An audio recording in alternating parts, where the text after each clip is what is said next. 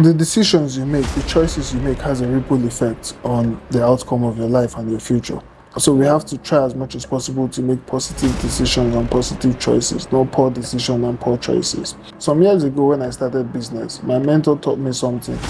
Decisions are important, right? I need to make clear judgments.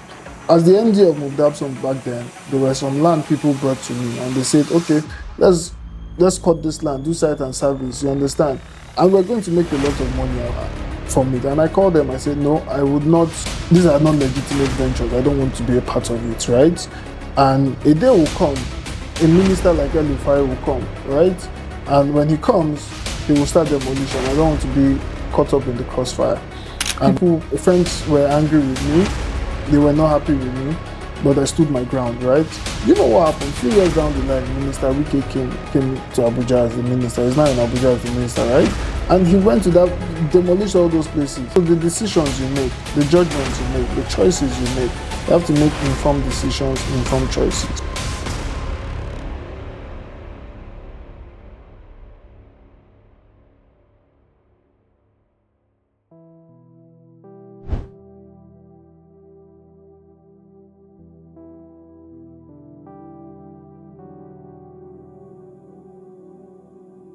So I think I'll just talk about relationship instead, right? Okay. And I'll digress into mentorship. See, today relationship got me where I am today. Relationship is the pillar of my success. After God, the factor called relationship factor got me where I am today. Earlier in life in business, I learned that people get things done, right? That even if you pray to God, God will not come down and put money in your pocket. God will use people to put money in your pocket. So I started valuing relationship. I started valuing mentorship, loyalty, and all that. So if you value relationship, you value loyalty because you also want to have a good relationship with people, a fruitful relationship with people. In other words, you will not scheme or cheat people that you value their relationship. You understand me? So generally, someone who values relationship is also a loyal, highly loyal person. You understand?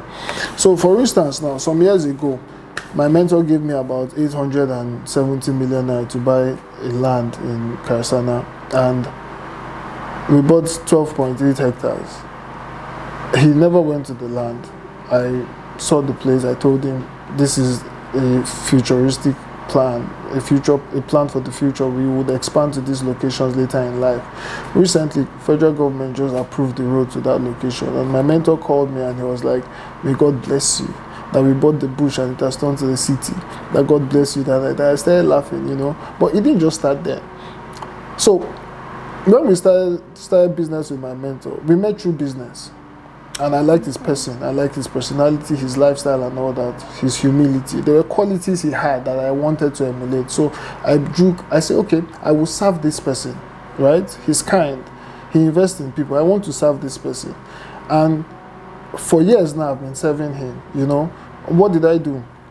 There were times he overpaid me, I called and I returned the money. There were times he sent me money and I'll call and say, "Sir, I have some money left. Do you understand? I'll return it, So 2021 December, we were having one of our sessions, and he says, "Abubakar, most of the times we overpaid you.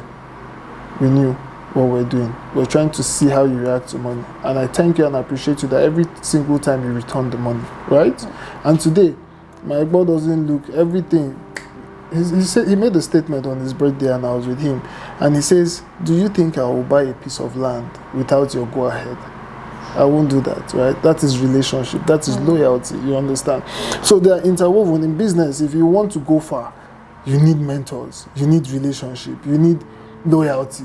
People need to know you for something, right? Because it's easy to spiral downward towards failure once your reputation is sour. You need to build solid reputation with people. And it's loyalty and integrity that helps you to do that, right? But when most people in business today, their end goal is money, right? For me, it's relationship and value. So every single client you have today is a potential 10 clients away, right? So if you have a good relationship with that person, the person goes and spreads good news about you. If you have a terrible relationship, the person goes and tells people that, "Look, People are your greatest asset, any way you look at it, because even God in heaven will use people to help you. So how do you now not treat people properly? How do you now not be loyal to people? How do you now not honor people, you know? So I go by telling you, I honor my mentors every now and then. Sir, I got you something. Sir, I sent this to you. Sir, just checking up on you. Sir, do you need me to do anything, right? The Bible says a fool will despise wisdom, right? Mm-hmm. Now, as a wise man, what do you do? And if you ever have, when I was the MD of Mubdab Homes, there were times I couldn't pay salary. My mentor sent the money.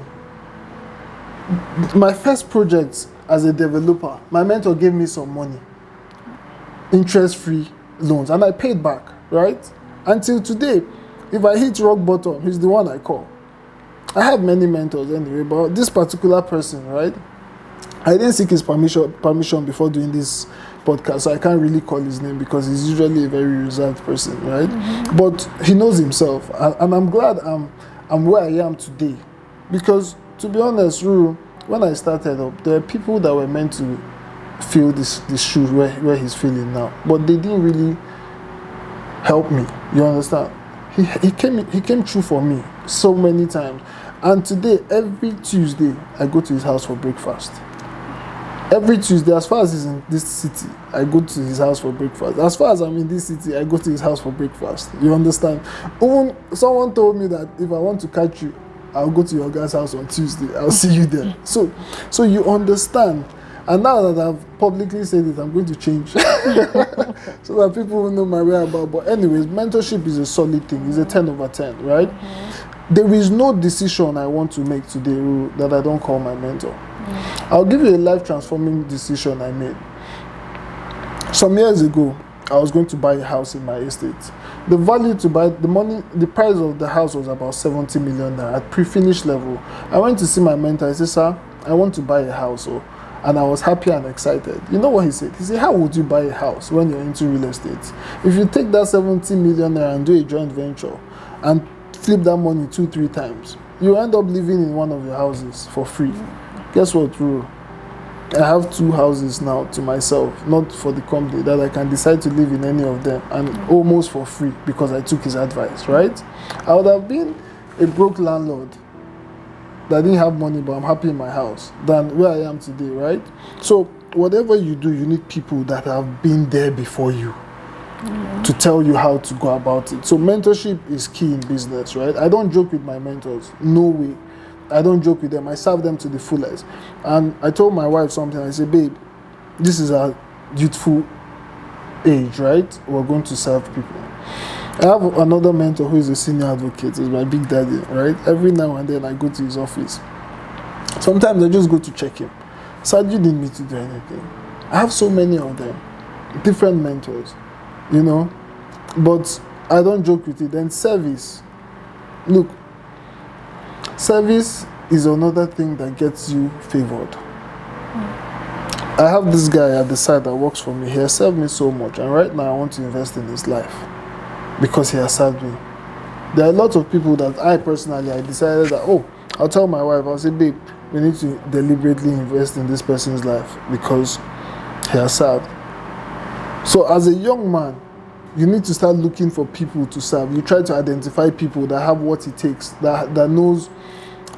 So before I serve people, before you become my mentor, I check this checkbox. I do, is he God-fearing? Is he a family man? Is he good at what he does? These 3 things, if they check yes, I would allow you mentor me. So I don't just go about looking for mentors anywhere. I have my checklist. So before you can mentor me, you must check this list, because a mentor can also influence you negatively. You get? So mentorship is key.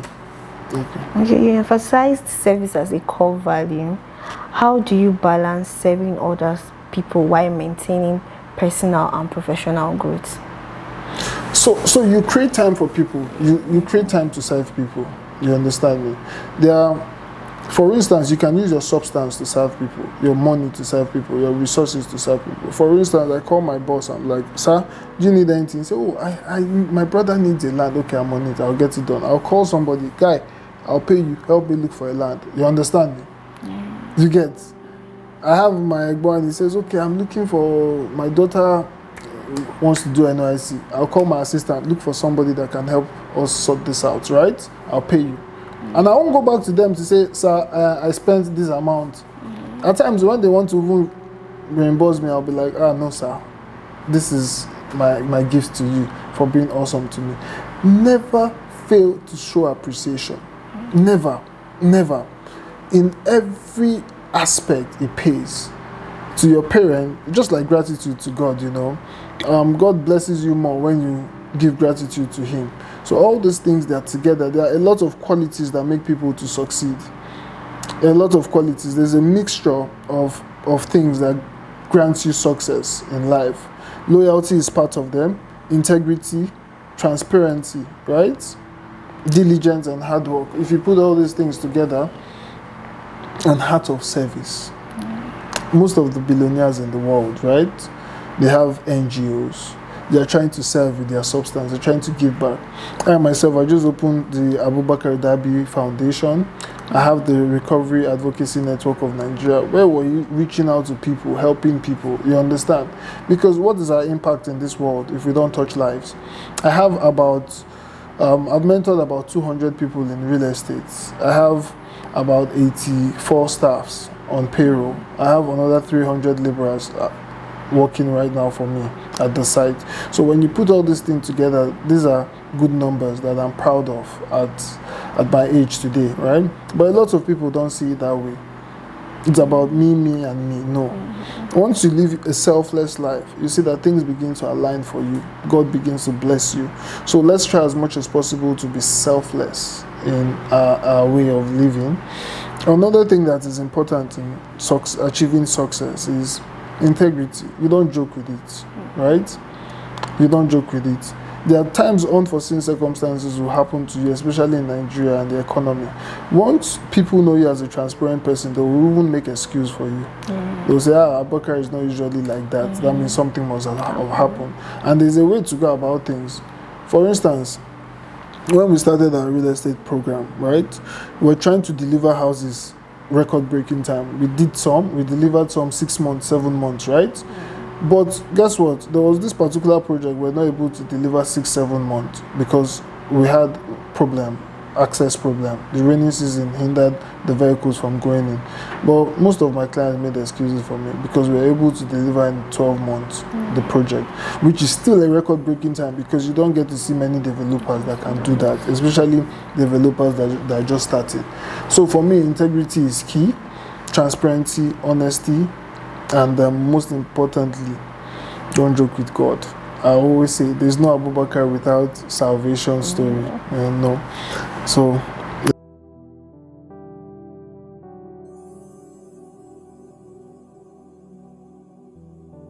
as a leader, what happens to you? You should be able to think things through from end to end, right? Okay.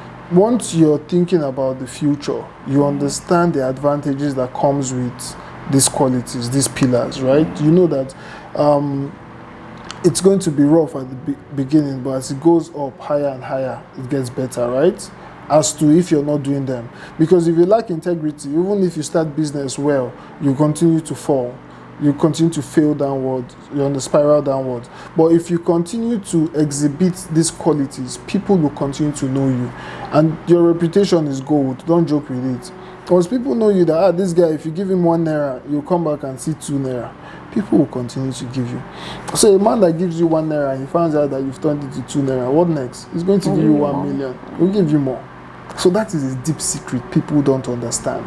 That integrity is a secret, is a fuel for business. So you have to protect it with your life. There is no failing with integrity. There is none that I can think of. And if you know anybody that has any ideas how people fail with integrity, let him come and let us know. Because integrity is golden. You can't fail once you have integrity. You understand? Like the Japanese people, the Yakuza people, when you fail, when you make a promise and you fail, you kill yourself. You understand me? The samurais, they know the value of these things. So I don't joke with integrity. I don't play with it. So the decisions you make, the choices you make has a ripple effect on the outcome of your life and your future. So we have to try as much as possible to make positive decisions and positive choices, not poor decisions and poor choices. Look, some years ago when I started business, my mentor taught me something.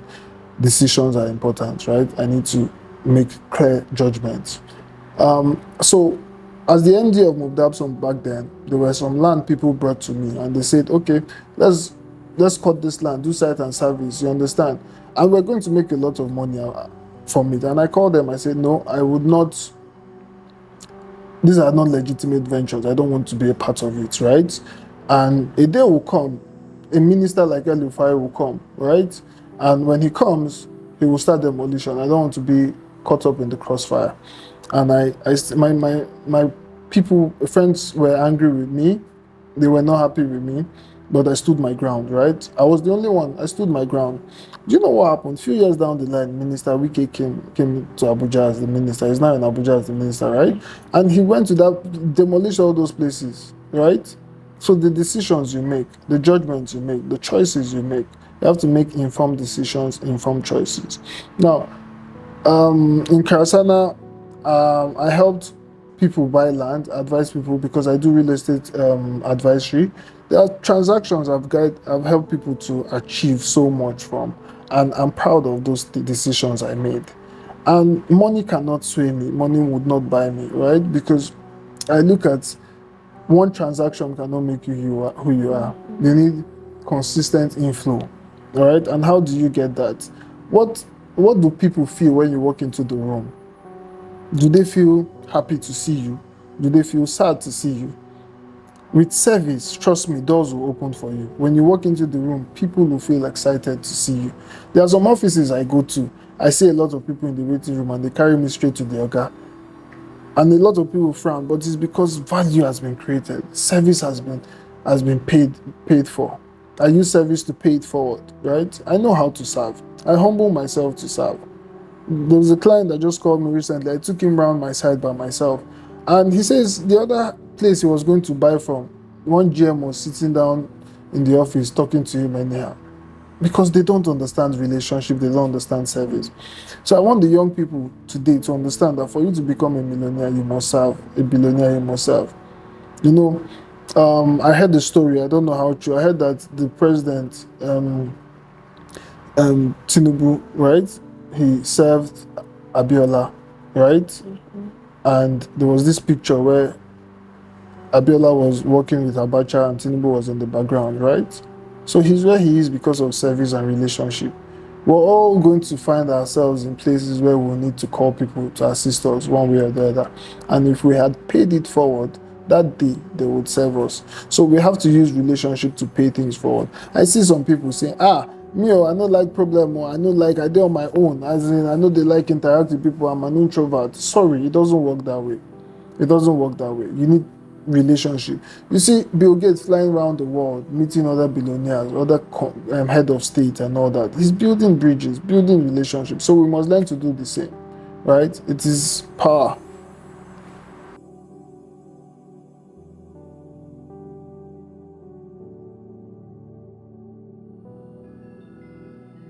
Learn to serve. So that's just it. Learn to serve. Once you serve your mentor diligently, it shows. These are not things you can hide. These are qualities that are glaring. But you also need to be careful the kind of mentor you sought after. Because some mentors, if you get the wrong ones, they can negatively impact your life. So you have to look at people that are going the direction you want to be. So where do I want to find myself in 10 years? I want to be a good family man, God-fearing with integrity. So I'll have a mentor that has those qualities, right? Okay. So I'm not going to look for a mentor that is 50 years old and is not married and he has money and he goes to church and he doesn't want to get married and every other night he gallivants, right? I don't want that kind of mentor, because soon I will start to see things he's doing as normal and I will want to try them. You understand? Because one thing about mentorship is that you grow to admire your mentor. You grow to want to be like them. And don't get it twisted. There are times you might outgrow your mentor though. But in humility, you have to continue because there were times they helped you. You have to go back to them and honor them every other time. So that's another way. Those are my advice.